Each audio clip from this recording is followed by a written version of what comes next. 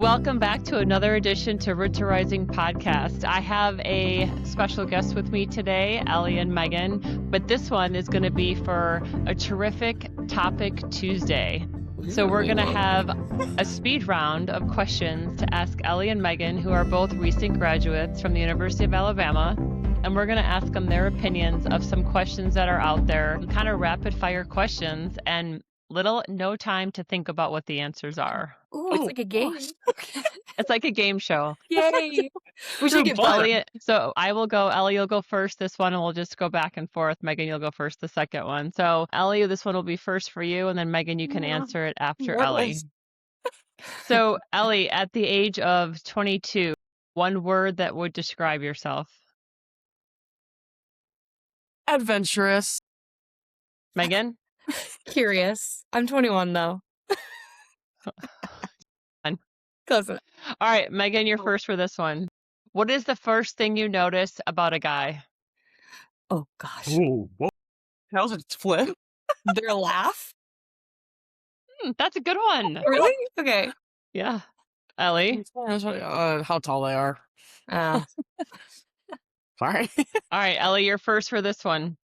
Are women judged more for their confidence or for their emotion? Judged more? For their Like confidence off the or rip, their like emotion? at first glance, like getting to know someone for the first time. I think confidence, because you can tell like right away if someone is a confident person, the way they talk, the way they make eye contact, the way they hold themselves. And so if you're trying to get to know someone and they're closed off and giving you one-word answers, you're like, I don't like them that much. But if like, you don't want to talk to them if they're going to be closed off and not giving you the time of day and not having that confidence to have a normal conversation with you. So I say confidence, and you can be like, ooh, like, she's got it. Okay, Megan, go. Right. Megan? I think confidence too. Stay in the square. Stay in the square. I'm not going to go up and try to be friends with somebody who's, I don't know, making a scene in an emotional way, which is fine if they are, but I'm going to go up to the person that I think is cool and confident. Like, that's just, I think as humans, we're attracted to people that like themselves and like know like who they are. And I think that is something everyone should learn. Is confidence. Awesome. All right. Hard conversations. Do you address them head on or do you avoid them? Ooh. I was ready for this question. Me first. Megan, Megan, you go. Megan, you go first, right? I don't know. Yeah, okay. Go ahead, Megan. I avoid them. I should do them head on. I mean, not that's a stretch. But like when it's about someone else and I can help somebody else in a hard conversation, I think that I like to do it head on. But if it's about me, I'm so avoidant about it. And that's something I need to work on for sure. But why do you avoid it? Why do you avoid it? I think it's hard to be vulnerable sometimes, especially just because not everybody knows what's going on in your head and like you wish they could, but explaining it is hard, especially when you're young, I guess. I don't know. But yeah, I mean, self-awareness is the first step. Head on. I don't like to beat around the bush and have people yip-yapping behind your back and try to like talk about it when it's your thing, or maybe it's someone else's thing, but they're like, people are telling this person, then telling this person, like, just deal with it with the person head on, face to face, because most people get really uncomfortable by that. And you can honestly see the real them and see how they would react when they think they have this big, like, say something like they did and they're trying to seem like, oh, it's not a big deal, or like, I don't know, try to be a different way about the situation rather than what it should be. So like hitting it head on and talking face to face and just talking to them about that thing. I feel like this is feeding back a lot into last year. Like whenever we would have any like sort of like issues, like it would be like someone tells someone this and then someone tells someone this, and like just go to the person, get it done, have the conversation, and the rest is history. Yeah. No need to avoid it or like anything. Like, I think honestly, if it's like me as well, rather than someone else, I can't think about it for that long. So I will just talk, like get it over with and then put it in the past. Like it's the best way to do it. How do people respond to you though, when you deal with it head on? That also comes with a confidence thing, I think, because if they don't have that sort of confidence to have that head on conversation, they're going to shrivel up and not be able to give you the conversation that you want. 'Cause it could be a easy done conversation. You say your point, they say their point, you come to an agreement or you agree to disagree. And that's that. I think that's how all like situations really, I mean, unless it's like much bigger, but like little things, like Yeah. little tiffs, like that get blown up, especially just like in like college, like world, like college drama, like gets blown up into something that it doesn't need to be. If you just Yeah. have point A, point B, figure it out, and then it's squashed. Like just hit it head on, and then you don't have to worry about it. You don't have to dwell on it and be uncomfortable when you like see that person or like think about the situation. Like it's over with. My philosophy when people talk about you or say bad things about you is usually for two reasons. One, they don't have enough information about what's going on, so they're uneducated about the situation. Or two, they're jealous of it. Hmm. And so talking about it with them directly usually removes both of those barriers, and they usually get over it, and then they have nothing to talk about. But yeah, if I would vote, I would say head on. Life's too Yeah. short for all the drama. I vote Mhm. that too, but I need to work on it. All right, what makes a woman powerful? Oh, this is me. Uh, right back to the last three questions, confidence. So, and just owning your shit. Like, if you're, okay, I was gonna say that word. If you, You can You already said it, swear though. here. no, You can like, swear. not something nice, not like something not nice, but, um, you're gonna have to edit this. You can say it. I know what you're gonna say. Wait, what are you What am gonna I gonna say? A say? pussy? Sorry. Pussy. Oh, I Oh, thought you were gonna say that too. Can you say the question again? What makes a woman powerful? yeah. I mean, what we've been talking about, just having confidence, owning shit head on, not being scared to talk about uncomfortable situations, and being the leader in situations. You can see that that just makes someone, rather than someone that's super, I was gonna say like emotional or like, but I mean that's not like terrible, but like in like certain situations, like Yeah, hiding, being like, I don't know, you know what I mean? I know what you But mean. Yep. yeah, I guess just like exuding that. The only word I can think is confidence. So, All right, Megan. Megan, I you have go. I have a weird take on my answer. I think wait, what makes a woman powerful? Right? That was a question. Sorry. I think that it's everyone's perception of powerful is a little bit different. And like that's obvious. Like it depends on who was your role model growing up, like and little things like that. So I think like you need to remember when you're looking up wait, no, sorry, I lost my train of thought. I think mine was like It's the going generic good. answer, but then this is like a Yeah, more it's like like I yeah, think it go. depends on your role model, but again, if somebody like holds something that you want, like a goal, like you'll see someone in similar path as yours, like let's say career wise, as we were talking about, and you look up to them and you see them as powerful because they have achieved a goal that you want. So I think that definitely has a little bit of pull on that. But I mean, just like Ellie said, obviously confidence and just when somebody knows who they are and knows where they stand in their own life, I think that's really admirable. Awesome. Yeah. So, most influential influencer to you individually? Ellie Turnez. I'm Dude. kidding. Oh, stay in the frame. No. um, that changes. I am not going to say Alex Earl. I was hoping. Let me think. Like in a way, yes, but not like someone like I constantly like look up to, but Yeah. like just like certain things she does and like Mhm. stuff she talks about, like yes, but not like the most influential.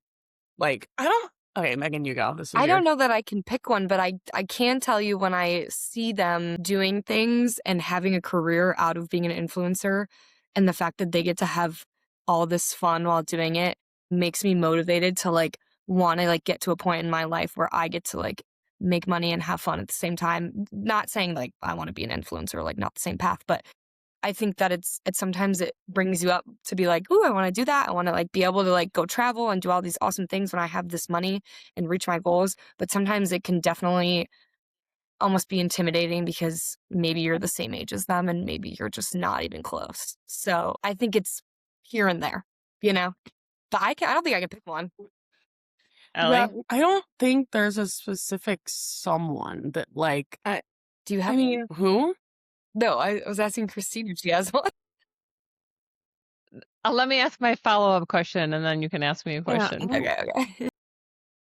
Ellie? Oh, I don't know. I don't have a specific someone, but I think like what Megan said, like when I am like whatever scrolling on Instagram or TikTok and I see those people that are like doing what I would love to do, maybe not like influencer or something, but kind of like literally the same thing. Like you can live the life you want to live, like, and just seeing those people that are doing that and like because I wish I knew like what it took, like what their life path looked like to get to where they were.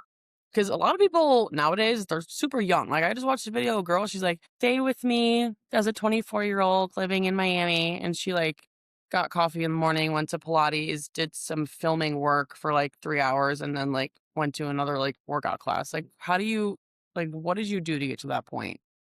And so, like, that's, like, what maybe not influenced me, but just kind of, like, the question of, like, how do you get there? I don't know. I was But not a how big do you know? But what you see on social media, though, how do you know that she's truly happy, or that's really her life? Yeah, and that's exactly what I think of after every single video I see. I'm like, they could be the most unhappy person ever, but making everything sunshine and rainbows for the outside. And I'm like, okay, now I don't need to like dwell on like, oh, I don't have that life. Yeah. Like, And Yep. everything with, sorry, I didn't mean to interrupt, but No, go ahead. everything with like cancel culture. Oh my God, I hate saying that. But like, it's Yeah. just like, it's all short lived. Like, everyone who's popular right now probably won't be nearly as popular in 1 year, which they might still have the money for their whole life, but I don't know, it's very short lived, which is kind of how our generation is. Our attention spans are short. And that kind of sucks, but it kind of makes you feel better about not being an influencer, I guess. How Yeah. did so Gen Z is definitely the generation that has influencers as part of people that impact them. I would say like my generation, we never had that. And Megan, you were going to ask me who mine is. I don't follow anyone, Mhm. but I follow more themes, right? Like workout videos or Mhm. something, but I don't have like a certain person. I don't think what you see from the influencer side and social media is truly real, right? They get paid to influence, so they're going to promote a certain way, a certain behavior. And just because that pathway made those people successful or happy doesn't mean that pathway would provide you success or happiness either. So I think a lot of it, Megan, to your point, is people's attention is short. People like to see the pretty things very quickly, but is it reality? I guess is the question that I would have. And long term, you're both investing in a career or a profession that you can grow in. The influencer could be in this moment in time, it's good, but it goes away pretty quickly too. As Mhm. fast as you get it, it also can go away that quick. So, biggest advice is don't believe everything you see on social media, and that may necessarily be the truth either. So be careful Mhm. with that. Yeah. So with that, one last question to wrap up. Terrific topic Tuesday. Define success now, today, as a 22 or 21-year-old, and define success 30 years from now for each of you. Like my idea of success? Mm. Okay. Wait, I think Ellie, or is it me? It is me. Okay. This is hard. Wait, can I ask a question? Is Yeah. it Yeah. success like a successful day or like my image of myself and like Okay, I think Image of yourself, like if you have a goal of what makes you feel successful and that Okay. you would almost feel complete and in a good spot in your life, what does that describe what that looks like? Okay. I think the long term answer is easier to answer because obviously success is different to everybody and it's dependent on your goals in life. And so if you have those goals you want to achieve, then if you succeed in them, then that is your own definition of success. But right now, success is, I guess, just hitting those It's kind of like what we did in like middle school, like college and careers class. It's like, what is your, I forget what the exact term was, but it was like, what is your like short-term goals and long-term goals? So your short-term, like right now, like things I want to accomplish like in the next week or in the next month or in the next year. Like those are and if I reach those or come close, I would say that's pretty successful to myself. And then obviously your long-term goals, like how much money you want to make, where you want to live. Like if you achieve those things, then that's your long-term success. And so success is different to everybody and it always will be. But I think in the general, like society's eyes, success is having a lot of money, living in a huge place. Like, but in reality, it's different to everyone and it'll never be the same. Agreed. Megan?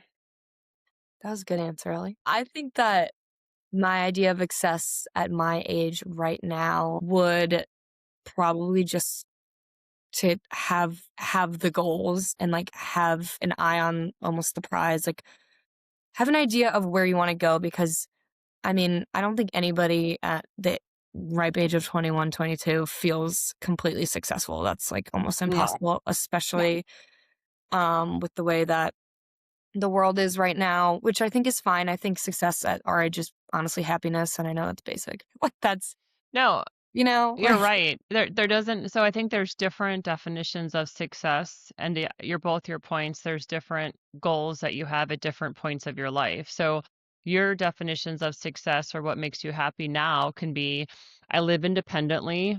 I'm starting to interview.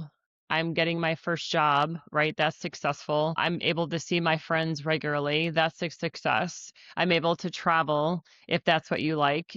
If you like to read, I'm able to read one book a week. Like the success doesn't have to be these crazy, significant goals. They can be for you at this time what you're trying to strive to. And then long term, it can be, okay, I continue in 30 years. I want to still live, and be able to support myself. I want to be able to see 10 countries by the time whatever your goals are. Like it doesn't have to be about money. It doesn't have to be about a job title. It can be, but it should be more about what makes you happy. And so that you always have a checkpoint to yourself that even on a hard day or things aren't going your way, you have had some successes and you are doing okay for being 21 and 22, instead of overwhelming yourself and always thinking about these huge obstacles and these huge goals in life. Like appreciate the small successes versus always striving for that long-term, huge, enormous goal that may take you 30 years to achieve. So a little bit of patience goes along with that, and a little bit of just the short-term appreciation is important too, to give you the motivation to carry on. Yeah, it's definitely kind of hard to live in the present sometimes, but I think you're right. At our age, like little things make you happy. Like going to Pilates every day makes me so happy. Yeah. Exactly right. That's like my kind of goes back to not just like thinking about like just right here, right now, but like back to like high school. Like high school me, like what did I like when I thought of like being 22, like this is like what I basically would be want to doing. So I would say success. Like you think back to like your past goals of like when you were 16 and 17 and being like after college, like what would I be happy with doing? Like obviously you want a great paying job and you want all friends around and like everything, but Right. like living by yourself, like have friends, like good city, like I would say success. Right. Yeah.